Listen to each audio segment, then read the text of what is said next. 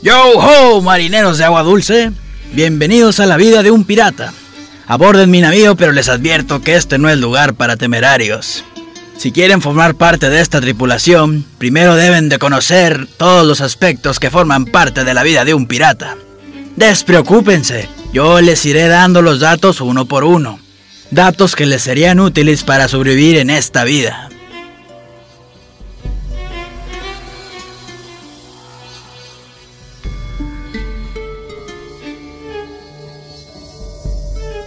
Dios siempre ha estado presente con nosotros. No crea que por ser bandoleros permanecemos apartados de Él.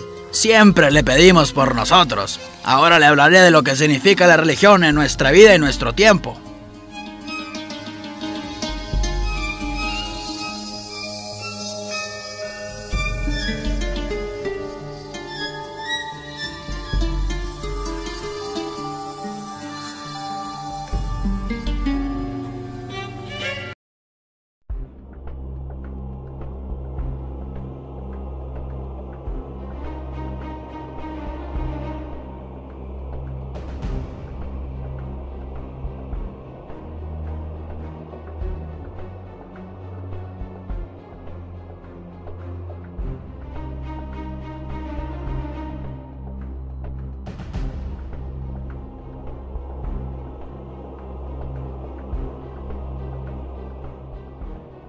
Entre los piratas, las creencias religiosas no fueron muy fuertes, aunque claro, sí hubo sus excepciones.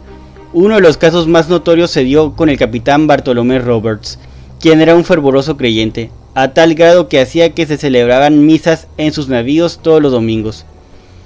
Tampoco olvidemos que una de las supersticiones que tenían los hombres de mar era la de no navegar los viernes, porque Cristo había sido crucificado en ese día, por lo cual atraía la mala suerte hacerlo. Con estas acciones queda más que claro que incluso para estos hombres era importante tener un acercamiento con Dios. En la presente cápsula analizaremos cómo era la relación que estos lobos de mar tenían con Dios, así como también señalaremos cómo ha sido representada esta relación en los medios de comunicación. Las cintas cinematográficas de Piratas del Caribe, el serial televisivo Black Sails y la telenovela mexicana Pasión. A continuación hablaremos más del credo de los piratas.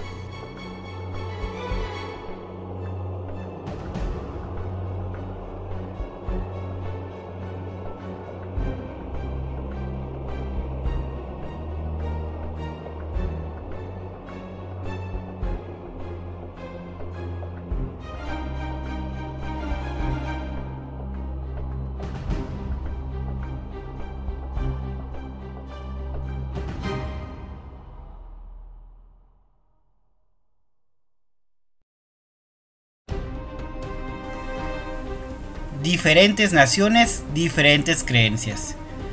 La piratería, como tantos otros actos de violencia sangrienta similares, también se ha utilizado incluso en nombre de la religión.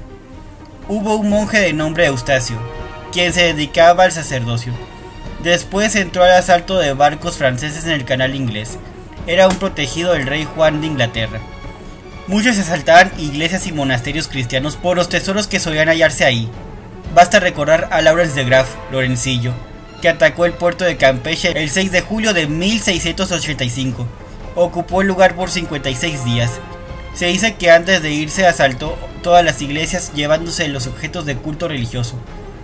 En los refugios piratas como la isla de Tortuga o incluso Nassau en New Providence vivieron piratas de diferentes naciones y creencias religiosas, por lo cual no era de extrañar que se encontraran con distintos credos religiosos. Estos marineros mantenían su unidad abrigados a ciertas ideas religiosas. No podemos decir si estos personajes asistían a misa o incluso si había iglesias en sus escondites, pero sí podemos señalar que varios de ellos tenían muy marcadas o arraigadas sus convicciones religiosas, aun si no servían a un monarca. En el caso de los bucaneros de Tortuga, muchos de ellos, franceses e ingleses, tenían algunas costumbres, o mejor dicho, leyes bastante peculiares, las cuales hacían que su extraña sociedad se mantuviera unida. Al parecer abrigaban ciertas convicciones religiosas. Se sabe de un capitán de nacionalidad francesa que disparó a un bucanero en la iglesia por mostrarse irreverente en misa. Una prohibición que ellos tenían era la de cazar o cocinar carne en domingo.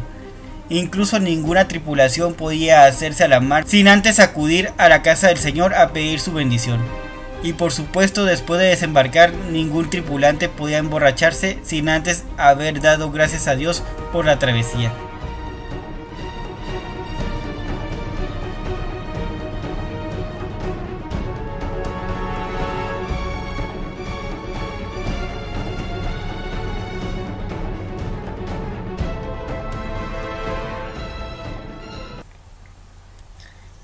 Ejecuciones de piratas. Al momento que un pirata era capturado, antes de mandarlo a la horca, era habitual que les mandaran compañía de un párroco, con quien ellos confesarían sus culpas, para así poder morir en paz y ser aceptados en el reino de Dios. Estos en algunas ocasiones podían incluso acompañarlos hasta la horca. El caso de Stede Bonnet, el caballero pirata, es uno donde ocurrió esto. Los sacerdotes lo acompañaron a lo largo del camino de su ejecución, con la intención de glorificarlo a Dios ante su muerte inminente, el camino contrario al que él había tomado con sus pecados y volver a la religión que tanto había descuidado. No olvidemos que Bonnet había recibido una educación religiosa. Según al momento que lo llamaron para concederle la palabra, él dijo lo siguiente: caballeros, poco es lo que tengo que contar. Esto es lo que os diré, que deseo se me informe de por qué estoy aquí, porque me han condenado basándose solo en circunstancias. Que todo el mundo cuente con mi perdón y que Dios se muestre misericordioso con mi alma.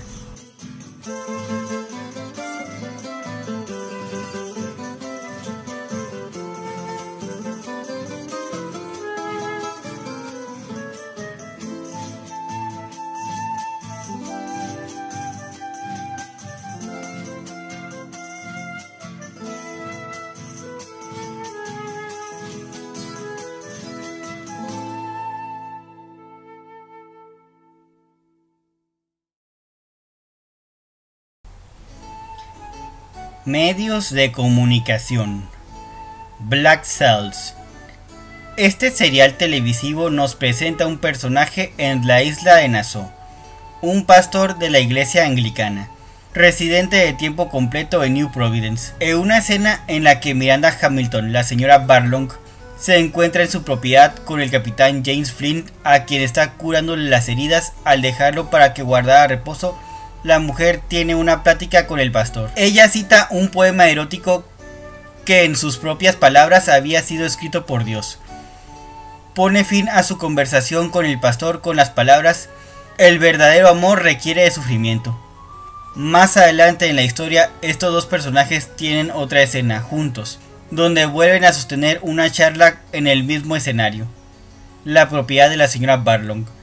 Esa noche el pastor llega a la casa de la mujer, a quien le confiesa que sentía mucha preocupación por ella y quería protegerla.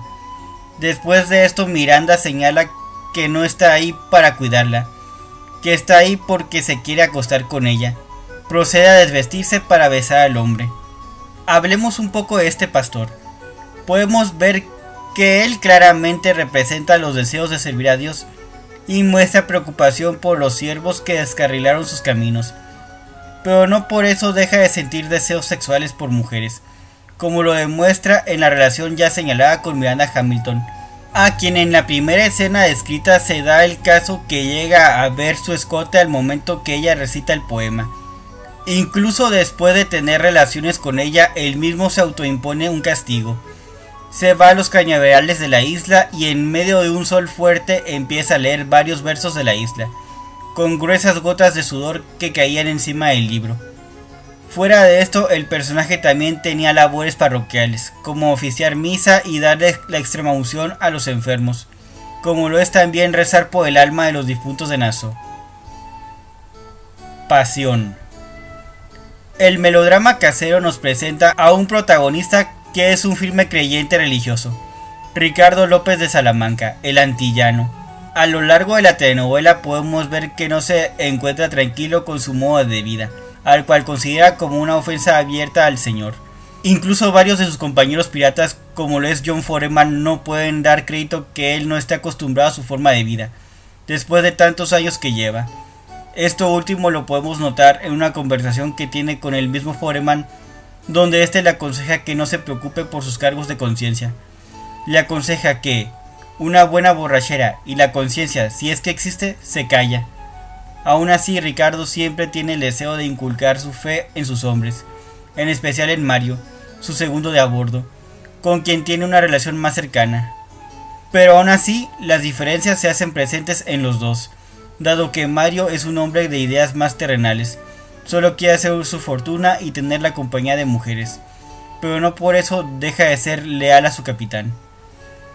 En algunas ocasiones Ricardo se disfraza de monje, o incluso como fraile, al estar en tierra firme, con la intención de pasar desapercibido con las autoridades.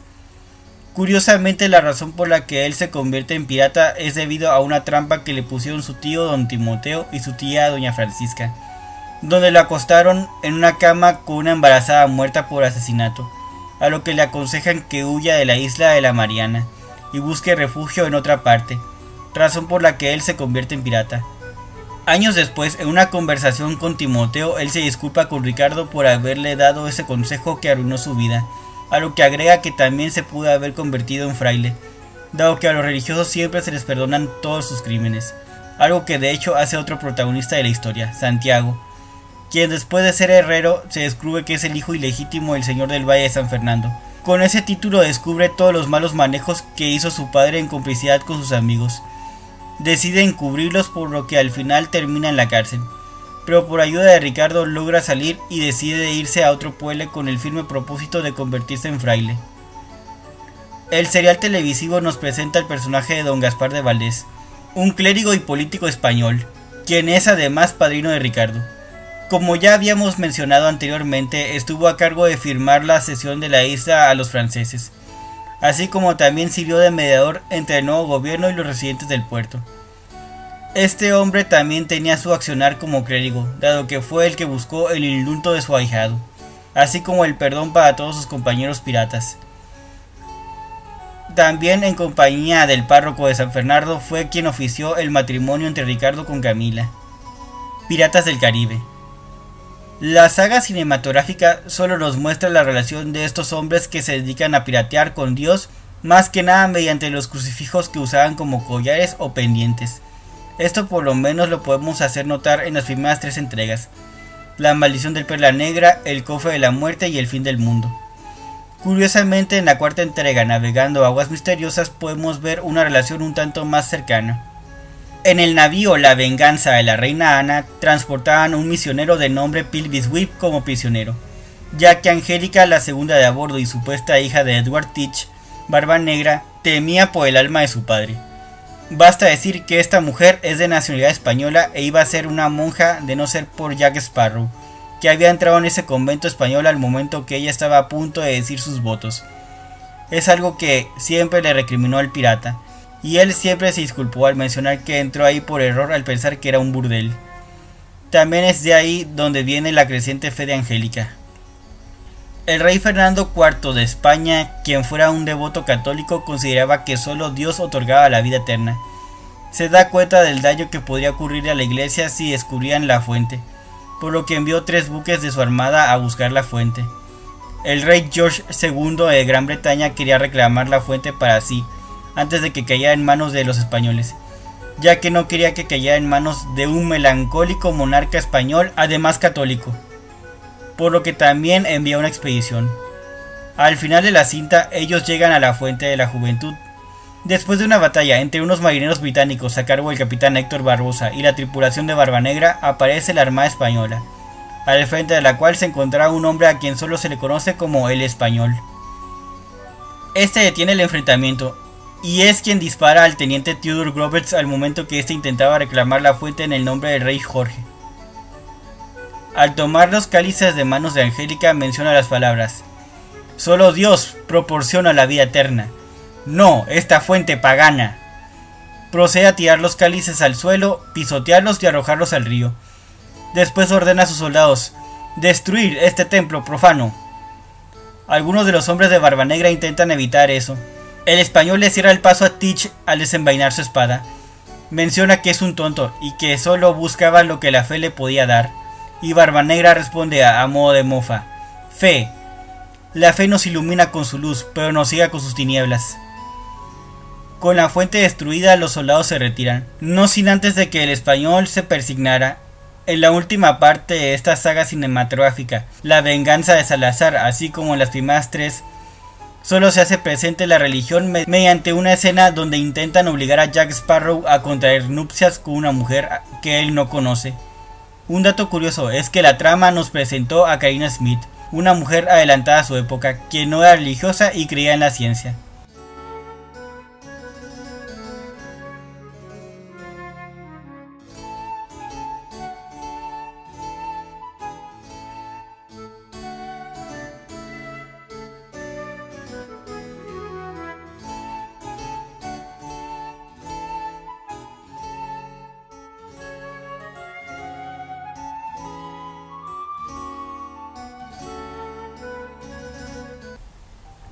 En conclusión, como se puede hacer notar, los actos de piratería también fueron utilizados en nombre de Dios y la religión.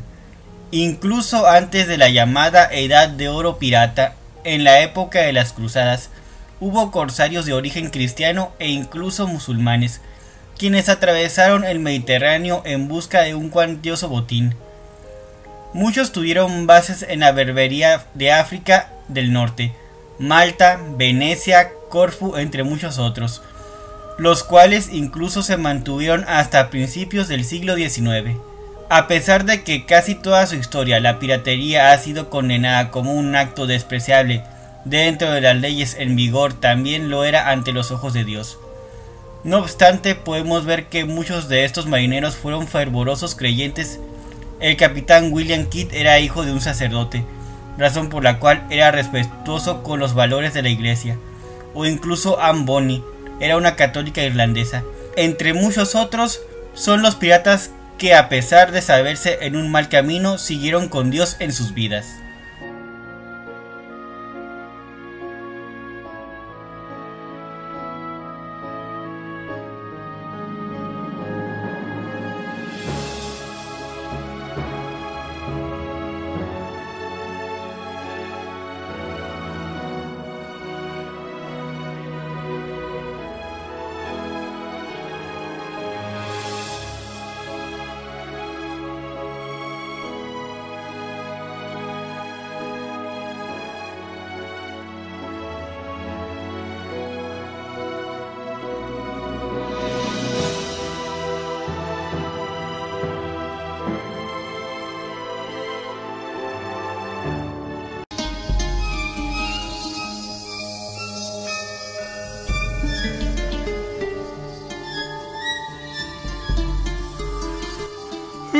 Al hablar de esto me entra un profundo deseo de casarme con Isabel, mi amada Isabel.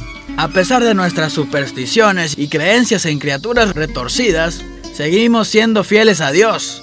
Y mientras contemos con su protección, nada nos ha de dañar. Estamos lejos de ser personajes siniestros y malvados a los que parecen condenarnos por la reputación que nosotros acostumbramos formarnos.